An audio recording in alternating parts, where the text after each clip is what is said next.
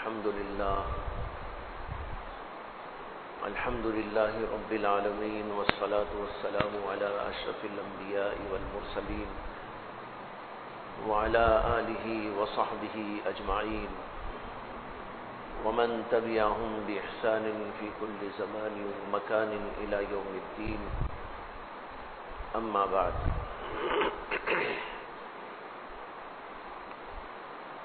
محترم حضرات، دوستوں اور بھائیوں،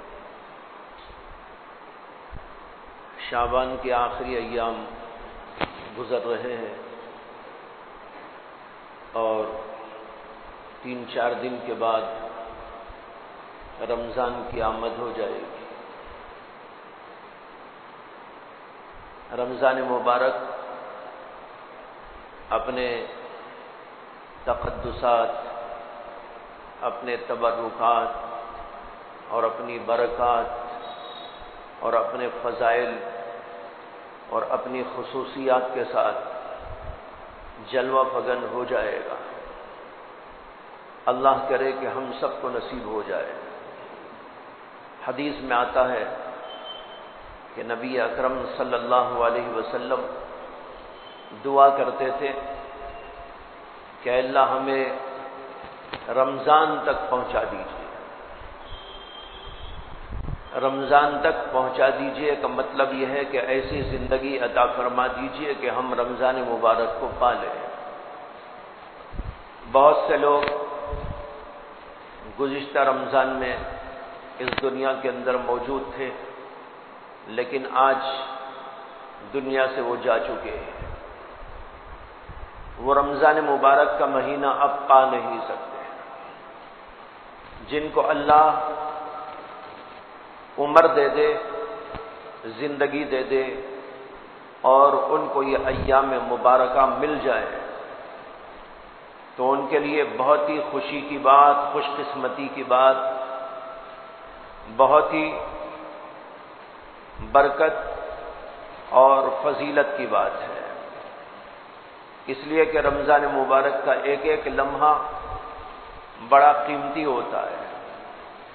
اللہ تعالیٰ نے بعض مہینوں کو، بعض ایام کو، بعض راتوں کو مبارک قرار دیا ہے. گویا کہ یہ مہینے اور یہ ایام اللہ کی طرف سے بندوں کے لیے ایک آفر ہوتا ہے. جیسے آپ نے دیکھا ہوگا اور معلوم ہے کہ بعض کمپنیاں بعض خاص ایام کے اندر آفر پیش کرتی ہیں کہ جو آدمی ان دنوں کے اندر جا کر خریدی کرے گا تو اس کے لیے اتنا ڈسکاؤنٹ ہوگا، یعنی کم پیسے میں بہت کچھ اس کو دے دیا جائے گا. پیسے کم لگیں گے، مال زیادہ ملے گا. پیسے کم لگیں گے لیکن قیمتی مال ملے گا. یہ آفر دیا جاتا ہے. اسی طریقے پر اللہ تبارک و تعالی بندوں کو بھی آفر دیتے ہیں کہ بعض مہینے ہیں ان میں تم کو آفر دیا جاتا ہے کہ کام تھوڑا کریں لیکن بہت ثواب ملے گا. رات بعض ایسی ہیں کہ ان راتوں میں اللہ کی طرف سے آفر دیا جاتا ہے کہ تم ایک رات کی محنت کر لو لیکن تمہیں ڈھیروں ثواب دے دیا جائے گا. بعض ایام ایسے ہوتے ہیں، بعض اوقات بھی ایسے ہوتے ہیں کہ ان اوقات کے اندر، جیسے جمعہ کا دن ہے، یہ فضیلت کا دن ہے. جمعہ کا جو وقت ہے یہ فضیلت کا وقت ہے. اور ایک گھڑی جمعہ کے دن ایسی آتی ہے کہ اس گھڑی کو یہ فضیلت ہے کہ جو دعا مانگی جائے گی اللہ قبول کر دے گی. تو یہ بعض وقتوں کی بات، بعض دنوں کی بات، بعض راتوں کی بات، بعض مہینوں کی بات ہوتی ہے. اللہ اس کے اندر بندوں کو آفر دیتے ہیں. رمضان مبارک کا مہینہ بھی آفر کا مہینہ ہے. اللہ کہتے ہیں کہ اے بندو آؤ، میرا دربار عام کھلا ہوا ہے، رحمت کا دریا بہہ رہا ہے، ٹھانٹے مارتا ہوا بہہ رہا ہے.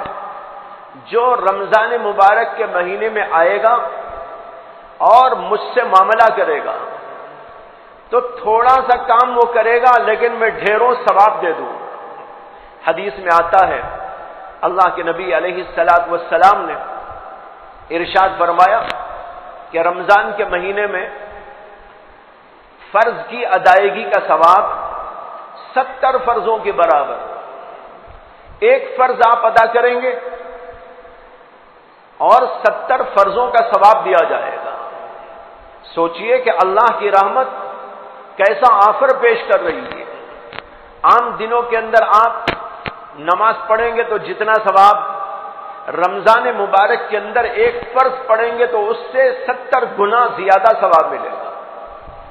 اور فرمایا کہ جو آدمی رمضان مبارک کے مہینے میں نفل ادا کرتا ہے تو نفل کا ثواب ایسا ہے جیسے کہ فرض کا ثواب.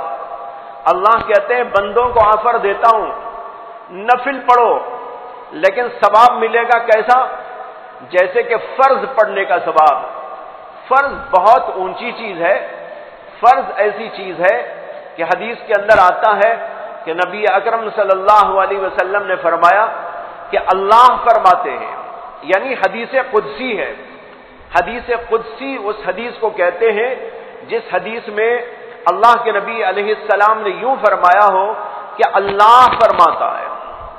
اگرچہ ساری باتیں اللہ ہی فرماتا ہے، جتنی حدیثیں ہیں وہ بھی اللہ ہی کی فرمودہ ہے، قرآن کی تمام آیات بھی اللہ ہی کا کلام ہے، لیکن کسی حدیث میں اللہ کے نبی صراحت کرتے ہیں اللہ یوں فرماتے ہیں تو اس حدیث کا نام ہو جاتا ہے حدیث قدسی. حدیث قدسی میں آتا ہے کہ اللہ فرماتے ہیں کوئی بندہ فرض سے بڑھ کر کوئی چیز ایسی نہیں رکھتا جس میں اسے میرا تقرب ملتا ہو. اگر کوئی اللہ کا قرب چاہتا ہے، اللہ سے قریب ہونا چاہتا ہے تو فرض سے بڑھ کر کوئی چیز نہیں. سب سے زیادہ چیز تو فرض ہے. اس سے یہ بھی معلوم ہوا کہ جو لوگ نفلوں کا تو اہتمام کرتے ہیں، ذکر کا تو اہتمام کرتے ہیں اور وظائف کا اہتمام کرتے ہیں لیکن فرضوں میں کوتاہی کرتے ہیں، وہ بہت بڑی غلطی کر رہے ہیں.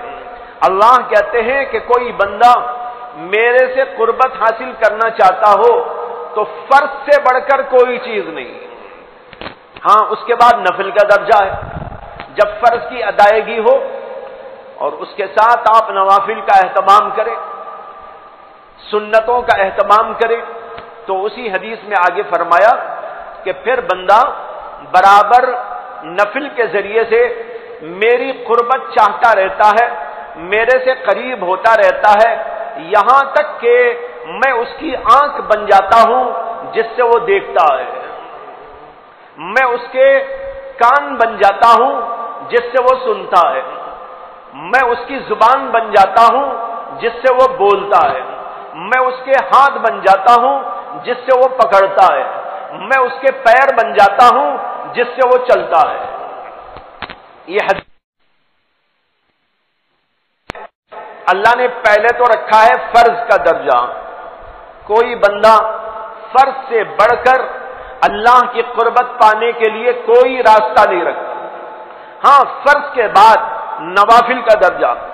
فرض کے ساتھ جب بندہ نوافل کی کثرت کرتا ہے، تہجد بھی پڑھتا ہے اور دن کے نمازوں کے ساتھ تمام سنن اور نوافل کا اہتمام کرتا ہے، ذکر اللہ کا اہتمام کرتا ہے، قرآن کی تلاوت کا اہتمام کرتا ہے اور اس طرح کی عبادتوں میں لگا رہتا ہے، اللہ کہتے ہیں یہاں تک وہ میرے سے قربت میں بڑھ جاتا ہے، اتنا میرے سے قریب ہو جاتا ہے کہ پھر میں اس کی آنکھ بن جاتا ہوں، میں اس کے کان بن جاتا ہوں، میں اس کی زبان بن جاتا ہوں، میں اس کے ہاتھ پیر بن جاتا ہوں. کیا مطلب ہے اس کا؟ ظاہر بات ہے یہ مطلب تو آپ نہیں لے سکتے نا، اللہ ہمارا ہاتھ بن جاتا ہے، یہ تو ناممکن بات ہے، عقل کے بھی خلاف ہے، عقل بھی اس کو نہیں مانتی. کیا مطلب ہے اس کا؟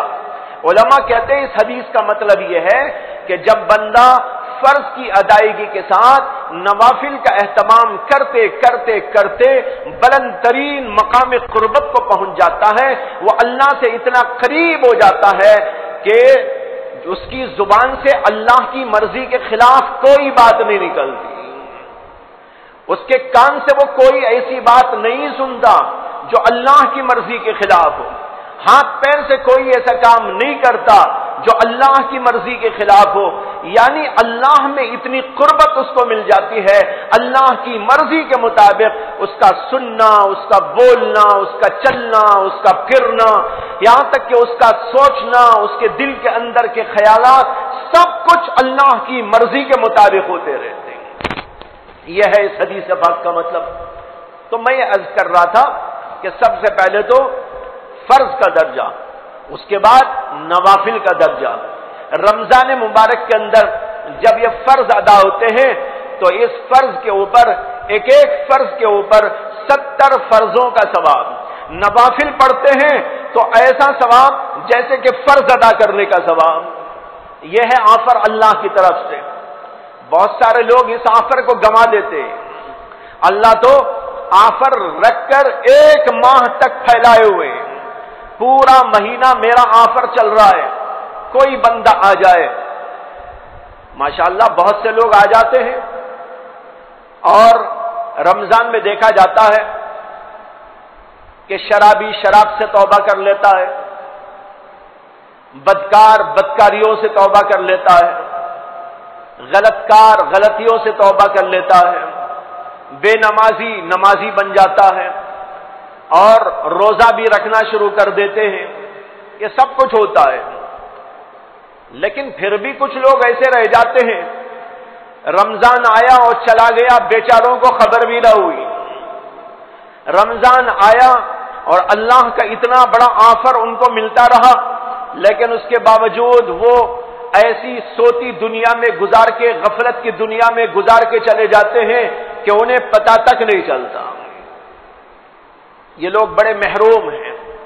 حدیث میں آتا ہے، اللہ کے نبی علیہ الصلوۃ والسلام نے فرمایا کہ جو آدمی رمضان مبارک کا مہینہ پائے لیکن پھر بھی اس کی مغفرت نہ ہو، اس سے بڑا کوئی محروم نہیں، بڑا محروم، دنیا کا سب سے بڑا محروم، رمضان آنے کے باوجود رمضان میں اس کی مغفرت کا سامان نہیں بنایا، نہ نماز پڑھی، نہ روزہ رکھا، نہ ذکر و تلاوت کیا، نہ اللہ کے سامنے توبہ استغفار کیا، رمضان آیا اور گیا، بے خبری کی زندگی ایسا گزارتا رہا کہ بس رمضان تک یوں ہی غفلت میں گزار دیا، اب مغفرت کا کوئی پروانہ اس کو نہیں ملا۔ یہ ہے سب سے بڑا محروم۔ ہمیں ایسے نہیں بننا ہے، ہمیں اللہ کے اس آفر کو قبول کرنا ہے، لپک لپک کے جانا ہے۔ اور ایک آفر اور ایک اس میں ہے، وہ ہے توبہ کا آفر۔ ویسے تو اللہ کی طرف سے یہ آفر سال بھر بھی رہتا ہے، سال بھر بھی اللہ کا دروازہ مغفرت کا اور توبہ کا کھلا ہوا ہے۔ چنانچہ حدیث مسلم میں آتا ہے کہ نبی اکرم صلی اللہ علیہ وسلم نے ارشاد فرمایا، ان اللہ یبسط یدہ باللیل لیتوب مسیء النہار ویبسط یدہ بالنہار لیتوب مسیء اللیل۔ اللہ اپنی رحمت کا ہاتھ پھیلا دیتے ہیں رات میں تاکہ دن کا گنہگار رات میں توبہ کر لے، اور رات میں اللہ اور دن میں اللہ اپنی رحمت کا ہاتھ پھیلا دیتے ہیں تاکہ رات کا گنہگار دن میں توبہ کر لے۔ تو کیا مطلب ہوا؟ دن میں بھی اللہ اپنا دروازہ کھلا رکھتے ہیں، رحمت کا ہاتھ کھلا رکھتے ہیں، رات میں بھی کھلا رکھتے ہیں۔ دن والا رات میں توبہ کر لے، کوئی رات میں گناہ کیا ہے تو صبح میں اٹھ کے توبہ کر لے، 24 گھنٹے اللہ کی طرف سے رحمت کا دروازہ کھلا ہو۔ یہ روزانہ کا معمول ہے۔ اچھا، پھر روزانہ میں ایک اور خاص وقت آتا ہے، وہ آفر کا وقت ہے۔ وہ کیا ہے؟ ترمذی شریف کی حدیث میں ہے کہ نبی اکرم صلی اللہ علیہ وسلم فرماتے ہیں کہ جب رات کا 1/3 حصہ باقی رہتا ہے. تہائی کے معنی ہے 1/3. آج کل لوگ اردو اتنا نہیں سمجھتے جتنا انگریزی سمجھ لیتے ہیں. 1/3 بولتے ہی ماشاءاللہ ان پڑھ بھی سمجھ لیتا ہے, آٹو ڈرائیور بھی سمجھ لیتا ہے, اور وہ جو ہے گاڑی ڈھکیلنے والا بھی سمجھ لیتا ہے. لیکن تہائی بولے تو سب ایک دوسرے کو تکتے رہتے, بھائی تہائی کیا بلا ہے. یعنی ہم نے اپنی اردو کو بھلا دیا ہے, اپنی زبان سے ہم غافل ہو گئے. میں یہ نہیں کہتا آپ انگریزی نہ بولیں, انگریزی نہ سمجھے ضرور, لیکن اس کے سمجھنے سے یہ تو نہیں ہونا چاہیے کہ اپنی زبان بھول جائے, اپنی زبان سے بے تعلقی پیدا ہو جائے. ہمیں ایک تو اپنی مادری زبان جس کو اردو کہتے ہیں اس سے واقف ہونا چاہیے, اچھی طرح واقف ہونا چاہیے, بولنا چاہیے, لکھنا چاہیے, سمجھنا چاہیے, بہترین الفاظ اس کے استعمال کرنا چاہیے. اور پھر ہماری ایک زبان ہے جو اسلامی زبان ہے. ایک زبان تو مادری ہے جو اپنے اپنے علاقے میں بولی جاتی ہے, اپنے گھروں میں بولی جاتی ہے, ماں کی گود سے آنے والی زبان مادری زبان, مدر ٹنگ. لیکن ایک زبان ہے جو ہمیں اسلام نے عطا کیا, وہ ہے عربی زبان. قرآن کی زبان عربی, حدیث کی زبان عربی, اور جنت کی زبان عربی, اللہ کی زبان عربی. اور جب قبر میں جائیں گے تو فرشتے بولیں گے تو عربی. اب جب جائیں گے تو فرشتے پوچھیں گے من ربک وما دینک ومن ھذا الرجل الذی بعث فیکم. یہ سوال جو ہوگا عربی میں ہوگا. تو عربی ہماری زبان, جنت کی زبان, قبر کی زبان, اس زبان سے ہم ناواقف نہیں ہونا چاہیے. اگر چلو پوری طرح نہیں تو کچھ تو شدھ بدھ ہونا چاہیے, کچھ تو اس کے الفاظ یاد کرنے کی کوشش کرنا چاہیے. قرآن کے الفاظ جتنے ہیں ان کے اندر سے کچھ چنے چنے الفاظ تو اتنے ہمیں یاد ہو جائیں کہ جب قرآن پڑھنے والا پڑھ رہا ہو تو کچھ تو سمجھ میں آتا رہے کہ کیا بولا جا رہا ہے. بہرحال میں کہہ رہا تھا, اللہ کے نبی صلی اللہ علیہ وسلم نے فرمایا کہ 1/3 رات کا حصہ جب باقی رہ جاتا ہے, اللہ تبارک و تعالی پہلے آسمان پہ تجلی فرماتے. آسمان 7 ہیں, اور پھر اس کے اوپر سدرۃ المنتہا ہے, اور پھر اس کے اوپر اللہ کا عرش ہے, اور پھر اس کے اوپر اللہ کی کرسی ہے. اللہ پہلے آسمان پہ تجلی کرتے. کیا مطلب؟ اس کا مطلب تو اللہ ہی بہتر جانتا ہے. اللہ آتے ہیں جاتے ہیں, حدیث کے اندر الفاظ آئے اللہ نزول کرتے ہیں یعنی نازل ہوتے اور پھر اس کے بعد جاتے. لیکن اس کا مطلب ہم دنیا میں صحیح طور پر نہیں سمجھ سکتے. ہاں اس پر ایمان رکھنا چاہیے, اللہ آتے ہیں اور جاتے ہیں, لیکن کیسا یہ اللہ کے اوپر. ہم نہیں جانتے اللہ کیسے آتے, ہم نہیں جانتے کہ اللہ کیسے جانتے ہیں, لیکن جتنا حدیث نے بتایا اس پر یقین رکھنا چاہیے اور اس کو یہ سمجھنا چاہیے کہ اللہ کے شایع نشان اللہ کا آنا, اللہ کے شایع نشان اللہ کا جانا, جیسے اللہ کے شایع نشان اللہ کا بولنا, اللہ کے شایع نشان اس کا سننا. وہ ہم جیسا نہیں ہے سننے کے بارے میں, وہ ہم جیسا نہیں ہے دیکھنے کے بارے میں, وہ ہم جیسا نہیں ہے بولنے کے بارے میں. ہم تو بھائی زبان سے بولتے ہیں, آنکھ سے دیکھتے ہیں, کان سے سنتے ہیں, ہاتھ اور پیر سے کام کرتے ہیں. لیکن اللہ کے لیے تو آپ یہ تصور نہیں کر سکتے کہ اللہ بھی ہم جیسا ہے, آنکھ کان ہاتھ پیر جیسے ہمارے. نہیں, اللہ کی آنکھ اللہ کے شایع نشان ہے, اللہ کے ہاتھ پیر اللہ کے شایع نشان ہے, وہ ہم جیسا نہیں ہے. لیس کمثلہ شیء, اللہ کے جیسی کوئی چیز نہیں, اللہ کسی کی طرح نہیں اور کوئی چیز اللہ کے جیسی بھی نہیں ہے. اس لیے مخلوق الگ ہے, اللہ کی ذات اپنے شایع نشان ہے. جب ہم دنیا ہی کی بہت ساری چیزوں کو سمجھ نہیں پاتے, اللہ کو اس دنیا میں ہم کیسے سمجھ لیں گے؟ ہاں اتنا یقین رکھو کہ قرآن میں حدیث میں جو باتیں آئی ہم اس پر یقین رکھتے ہیں. اللہ آتا ہے جاتا ہے، لیکن ہمارے جیسا اس کا آنا، ہمارے جیسا اس کا جانا نہیں. اللہ کے شایع نشان آنا ہے اور اس کے شایع نشان اس کا جانا ہے. بہرحال کہتے ہیں اللہ تبارک و تعالی پہلے آسمان پہ نازل ہوتے ہیں اور اعلان کیا جاتا ہے. یہ آفر ہے اللہ کی طرف سے آفر، اور یہ سال بھر چلتا ہے. یہ کسی خاص دن کا مسئلہ نہیں ہے، کسی خاص رات کا مسئلہ نہیں ہے. ہر وقت ہر دن یہ ہوتا ہے. کیا کہ تہائی رات گزر گئی، تہائی رات باقی ہے، اللہ آتے ہیں اور اعلان ہوتا رہتا ہے حل من مستغفر. ارے کوئی توبہ کرنے والا ہے، کوئی استغفار کرنے والا ہے، کوئی اپنے گناہوں سے توبہ کرنے والا ہے، کوئی ہے تو آؤ ہم معاف کر دیں گے. اور اعلان ہوتا ہے کوئی ہے ضرورت مند، کوئی ہے حاجت مند، کوئی ہے اپنی ضرورتوں کو مانگنے والا. اللہ کا اعلان ہوتا رہتا ہے. جو بندہ اس وقت میں اٹھ جائے، رات کے اس حصے میں جس کو تہجد کا وقت کہتے ہیں، اس وقت میں اٹھ کر اللہ سے توبہ کرے، استغفار کرے، معافی طلب کرے اور اپنی حاجت پیش کرے، اپنی ضرورتوں کو اللہ کے سامنے رکھے، اپنی بیماریوں کا مسئلہ رکھے، اپنے دکان کا مسئلہ رکھے، اپنی شادی کا مسئلہ رکھے، اور کوئی مسئلہ ہو تو اللہ کے سامنے پیش کرے. اللہ خود آفر دے رہے، آؤ میں تمہاری ضرورتوں کو پورا کرنے کے لیے بیٹھا ہوں، میرے دروازے کو کھولا ہوا ہو. لیکن اس وقت تو ساری دنیا سوتی رہتی ہے.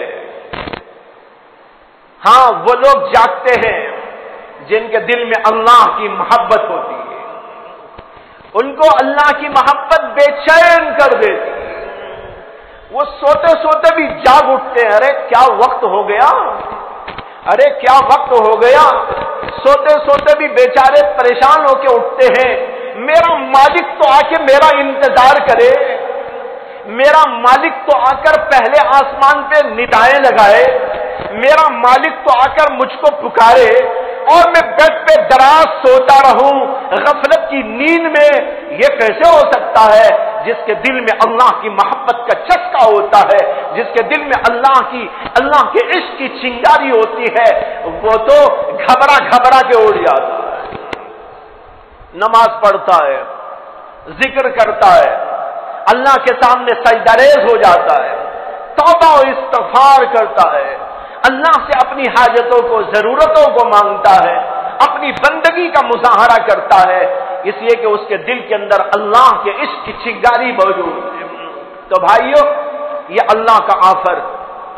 تو اس طرح ایک تو توبہ کے لیے ہر وقت دروازہ کھلا ہے، اور ایک رات کا وہ حصہ، تہائی رات باقی رہنے کے وقت، وہ خاص الخاص وقت ہے اللہ کا. اس وقت میں اٹھ کے اللہ کے دربار میں جانے والوں کے لیے خصوصی طور پر توجہ ہوتی ہے. آپ جانتے ہیں نا، اگر بادشاہ کا دربار ہو، ایک تو عام دربار ہے اور ایک خاص دربار. خاص دربار میں جب خاص لوگ جاتے ہیں وہاں خصوصی توجہ ہوتی ہے کہ نہیں ہوتی؟ خصوصی توجہ ہوتی ہے. عام دربار میں تو عمومی، اور خاص دربار کے اندر خصوصی توجہ. اس طرح دن اور رات میں کوئی بھی توبہ کرنے والا بندہ آئے، اللہ کا دروازہ کھلا ہوا ہے. لیکن رات کی تنہائیوں میں اٹھ کر جب جاتا ہے بندہ اور اللہ دیکھتے ہیں پوری دنیا سو رہی ہے، یہ بندہ جاگ کے میرے دربار میں آیا، ساری دنیا غفلت کی نیند سو رہی ہے، عیش کی منزلوں کو طے کر رہی ہے اور عیش کے اور آرام گاہوں میں موجود ہے، اور یہ بندہ اپنے آرام کو چھوڑ کر، اپنی نیند کو قربان کر کے میری محبت میں اٹھ کر یہاں پر نماز پڑھنے کے لیے آ گیا ہے، اور مجھ کو پکار پکار کے کہہ رہا ہے اے اللہ معاف کر دیجئے گا، اے اللہ معاف کر دیجئے گا، آپ کے سوا کوئی معاف کرنے والا نہیں ہے. اب اللہ کی کیسی خاص توجہ ہوگی ایسے آدمی. اسی راتوں میں اٹھو اور اللہ سے کچھ مانگ لیا کرو. بعض لوگ کہتے ہیں ہم تو بہت مانگتے ہم کو مل نہیں رہا ہے. ابھی ایک صاحب نے مجھ کو سنایا 2-4 دن پہلے کہ ایک نوجوان کہنے لگا کہ میں نے اللہ سے بہت مانگا میرا تو کوئی مسئلہ حل ہوا ہی نہیں، کیا مانگے اس سے؟ اب مجھے تو اللہ کے وجود ہی میں شک ہو گیا ہے، نعوذ باللہ. اللہ ہے تو سنتا کیوں نہیں؟ اللہ ہے تو ہماری پوری کرتا کیوں نہیں؟ لا حول ولا قوت الا باللہ. سب سے پہلے تو یہ سمجھو کہ ہم بندے ہیں. بندے کا کام ہے بندگی، بندے کا کام ہے بھیک مانگنا. فقیر کا کام کیا ہے بھائی؟ بھیک مانگنا. در در پہ بھیک مانگتا ہے. ہم در در کے بھکاری نہیں، ایک در کے بھکاری. یہ دنیا کے مانگنے والے تو در در کے بھکاری ہیں، اور اللہ کا بھکاری ایک ہی در پہ جاتا ہے، اور وہ در اس کا اللہ کا در ہے. ملے کہ نہ ملے وہ اسی در کا بھکاری. سب سے پہلے یہ سمجھو ہم اللہ کے بھکاری ہیں، ہمارا کام ہے بھیک مانگتے رہنا. ہاں کبھی اللہ ہماری حکمتوں پر نظر کرتے ہوئے دینے میں ذرا لیٹ کر دیتے. ایک حدیث آپ کو سنا دیتا ہوں. اللہ کے نبی صلی اللہ علیہ وسلم فرماتے ہیں جب بندہ دعا مانگتا ہے اس کی دعا ضائع نہیں جاتی، ضرور اللہ قبول کرتے، لیکن قبول کرنے کے طریقے الگ الگ ہوتے. فرمایا کہ جب بندہ مانگتا ہے تو کبھی اللہ جو مانگتا ہے وہی دے دیتے. جو مانگا بالکل وہی چیز اللہ اس کو دے دیتے.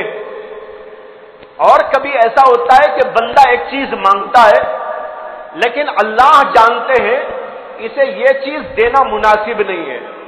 یہ مانگ تو رہا ہے لیکن اس کے حالات کے لحاظ سے اور اس کی مصلحت کے لحاظ سے یہ بات مناسب نہیں، اس لیے اللہ وہ چیز دینے کے بجائے اسے کوئی اور چیز دے دیتے. اب یہ سوچ رہا ہے میری مانگی ہوئی چیز تو ملی ہی نہیں. ارے وہ نہیں ملی، کچھ اور مل گئی تجھ کو. تو نہیں جانتا کہ اللہ نے تجھے کیا دیا، لیکن مل گئی، دوسری شکل میں مل گئی. اور فرمایا کہ کبھی ایسا ہوتا ہے بندہ دعا مانگتا ہے لیکن اس کے بعد نہ وہی چیز ملتی ہے نہ کوئی اور چیز ملتی ہے، لیکن اللہ یہ دیکھتے ہیں کہ اس بندے کو یہاں دینے کے بجائے آخرت میں دینا ہے. یہیں دے دیں گے تو یہ بیچارہ آخرت میں خالی رہ جائے گا. آخرت میں آئے گا تو جنت میں کیسے بھیجوں اس کو؟ اس کے پاس تو کچھ ہے ہی نہیں. تو اللہ کیا کرتے ہیں؟ وہ دعا اٹھا کے ہمارے اکاؤنٹ میں ڈال دیتے، آخرت کے اکاؤنٹ میں. یہاں اللہ کہتا ہے اللہ مجھے مکان نہیں ہے، مکان دے دے. اللہ کہتے ہیں ارے جنت تو مانگا ہی نہیں، دنیا کا مکان مانگ رہا ہے، میرے پاس جب آئے گا تو جنت میں کیسے جائے گا؟ یہ دعا اٹھا کے اللہ آخرت کے لیے رکھ دیتے. اب جب وہاں جاتا ہے نا اللہ کہتے ہیں کہ جو ہے یہ جنت تجھ کو دی جا رہی ہے. بندہ سوچتا ہے کون سا میرا عمل ایسا تھا کہ مجھ کو جنت مل رہی ہے. اللہ کہتے تو نے فلاں وقت میں دعا مانگی تھی مکان دے دے، میں نے تجھے وہ مکان نہیں دیا تھا، آج تجھے اس دعا کی برکت سے جنت دے رہا ہوں. حدیث میں آتا ہے جب اللہ بندے کو یہ بتائیں گے تو بندہ خواہش کرے گا اے کاش کہ دنیا کی ایک دعا بھی میری قبول نہ ہوتی تو کتنا اچھا تھا، آج مجھے یہاں کیا کیا مل جاتا. اب دیکھو وہاں خواہش کیا کرے گا؟ دعا قبول نہ ہوتی تو اچھا تھا، لیکن دنیا میں کیا خواہش ہوتی ہے؟ قبول ہو جائے تو اچھا ہے، قبول ہو جائے تو اچھا ہے. بھائیو معلوم ہوا کوئی دعا رد نہیں ہوتی اللہ کے ہاں. کیوں؟ اس لیے کہ اللہ نے قرآن میں خود فرمایا ہے کہ تم مجھ سے مانگو میں تمہاری دعا قبول کرتا ہوں. قرآن کہتا ہے لوگ آپ سے آ کر پوچھتے ہیں اللہ کے بارے میں، اللہ ہمارا قریب ہے کہ دور ہے؟ اے نبی آپ کہہ دیجئے قل انی قریب، میں تو تمہارے بہت قریب رہتا ہوں، تم تو سمجھتے ہو دور رہتا ہوں، میں تو تمہارے بہت قریب رہتا ہوں. تمہارے دل کے اندر کی آواز کو بھی سن لیتا ہو، زبان کی آواز تو سنتا ہی ہو، تمہارے دل کے اندر کے خیالات کو بھی جانتا ہو۔ تو بھائیو، اللہ قبول کرتے ہیں، لیکن کبھی وہی چیز دے دیتے ہیں، کبھی دوسری شکل میں دے دیتے ہیں، اور کبھی ہماری مصلحت کی وجہ سے دنیا میں دعا قبول نہ کر کے آخرت کے اندر عطا فرماتے ہیں۔ اس لیے بندے کو کبھی مایوس نہیں ہونا چاہیے۔ یہ ایسا ہے جیسے بسا اوقات ایک بچہ اپنے باپ سے کہتا ہے، چند دن پہلے بھی یہ میں نے مثال دی بعض لوگوں کو سمجھانے کے لیے۔ ایک بچہ ہے 9-10 سال کا بچہ، 11-12 سال کا بچہ باپ سے کہتا ہے کہ ابو مجھے کار چاہیے، کار، اور ضد کرتا ہے۔ اب کیا 8-10 سال 11-12 سال کے بچے کو باپ کار دلا دے گا؟ کار دلانے کی طاقت تو ہے، باپ چاہے تو 10 لاکھ کی کار دلا سکتا ہے، لیکن 11-12 سال کے بچے کو باپ نہیں دلاتا۔ اسے کہتا ہے بیٹا ابھی نہیں، پھر دیکھیں گے، تم دیکھو یہ چیز لے لو۔ اسے کہتا ہے اب تم کیا کرو، اسکوٹر لے لو۔ اب 11-12 سال کے بچے کو، 15 سال کے بچے کو کار دلانے کے بجائے اس کی مانگ کی جگہ ایک اور چیز اس کو دلانے کی کوشش کرتا ہے کہ تم اسکوٹر لے لو۔ اب اسکوٹر جو بچے کو دلایا ہے اس کی مانگ ہی تو پوری کی ہے، شکل بدل گئی۔ کار کی جگہ اسکوٹر، اس لیے کہ اس کی مصلحت یہی ہے۔ اگر بچے کو اب کار دلائیں گے، یہ مناسب بات نہیں ہے۔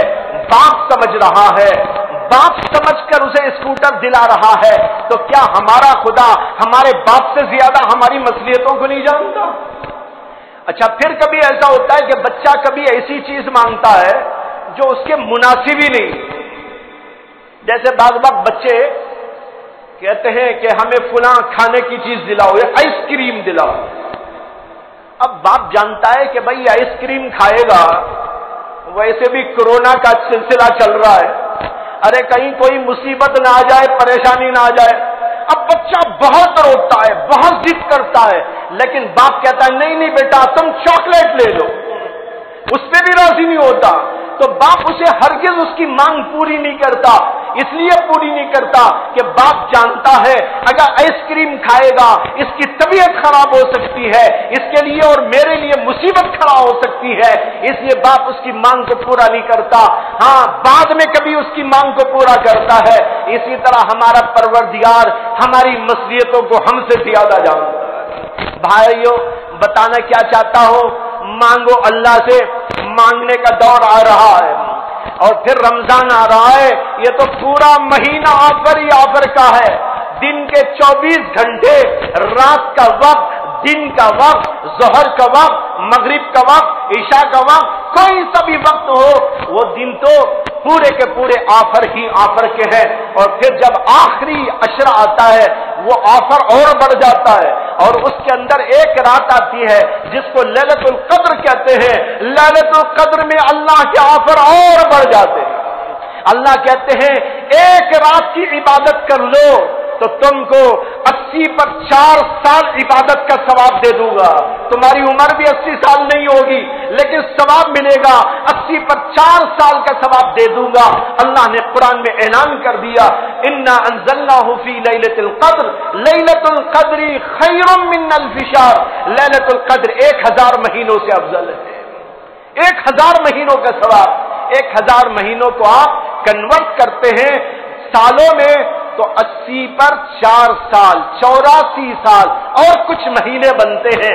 اتنا ثواب اس کو ملتا ہے جو ایک رات کی عبادت کرتا ہے۔ بھائیو، یہ مہینہ بہت قریب آنے والا ہے۔ اللہ سے دعا ہے اللہ تعالیٰ یہ مہینہ ہم سب کو عطا فرمائے، پوری عافیتوں کے ساتھ، راحتوں کے ساتھ، عزتوں کے ساتھ، سہولتوں کے ساتھ اور عبادتوں کے ساتھ، اس کی فضیلتوں کے ساتھ اللہ یہ ہم کو عطا فرمائے اور اس کی قدر دانی کی ہم سب کو توفیق عطا فرمائے۔ وآخر دعوانا ان الحمد للہ رب العالمین۔